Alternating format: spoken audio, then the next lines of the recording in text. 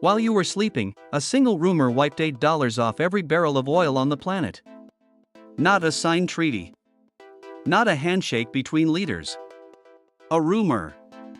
On March 25, 2026, the United States reportedly sent Iran a 15-point ceasefire plan, and before anyone could confirm it was real, Brent crude crashed 2% to $96 a barrel. That's down from $104 the day before. And Iran says none of it is happening. Here's what led to this moment. Since early March, Iran has been choking the Strait of Hormuz, a narrow waterway where 20% of the world's oil supply passes through every single day. Tanker traffic dropped dramatically. Oil surged as high as $126 per barrel. Gas stations across America watched prices climb past levels not seen in years. The economic pain was real, and it was spreading fast, from shipping lanes in the Persian Gulf to grocery store shelves in Ohio. Then on March 23, Trump delayed planned strikes on Iranian power plants. He said the U.S. was having, quote, very good and productive conversations with Iran. Iran immediately denied it. But here's what the denial couldn't stop: Brent crude fell from $114 to $102 per barrel in a single session. The market didn't care what Iran said. It cared what the rumor implied. And that gap, between what's real and what markets believe, is where this entire story lives. Now the 15-point plan itself. U.S. intermediaries, working through Pakistan, delivered a ceasefire proposal covering sanctions relief, civilian nuclear cooperation, rollback of Iran's nuclear program, IAEA monitoring, missile limits, and guaranteed shipping access through the Strait of Hormuz.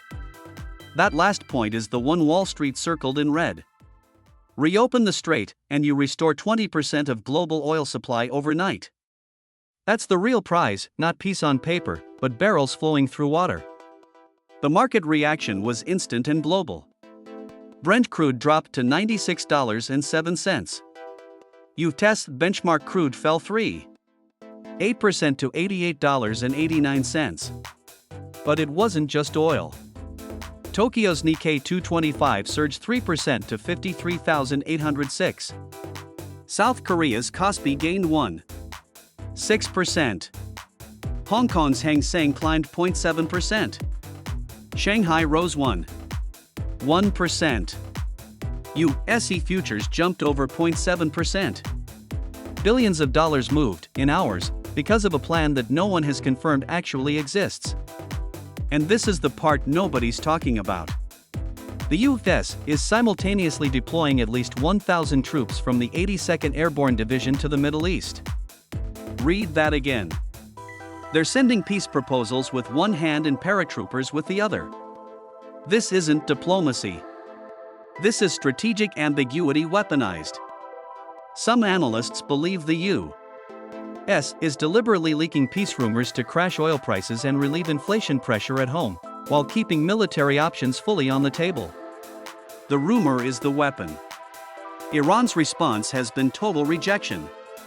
An Iranian military spokesperson mocked the ceasefire effort. Tehran insists no negotiations are underway and says Washington has zero diplomatic credibility. But here's the uncomfortable truth for Iran: it doesn't matter. The market already moved. Oil already fell. American consumers are already saving money at the pump. Iran can deny talks all day, the economic damage to their leverage is already done. Every dollar oil drops is a dollar Iran can't use to fund its position. So what's really happening here? The United States may have discovered something more powerful than a signed peace deal: the rumor of one. A ceasefire that doesn't exist just saved American consumers billions in energy costs. Stock markets rallied on hope alone. And Iran is trapped: deny the talks, and the market still moves against you. Accept the talks, and you legitimize an adversary you've publicly called dishonest. This isn't diplomacy anymore. It's financial warfare disguised as an olive branch. Follow this channel right now, because stories like this move markets before they hit the headlines. And here's what should keep you up tonight: if a rumor alone can crash oil by $8 a barrel, what happens when the next rumor is about the deal falling apart?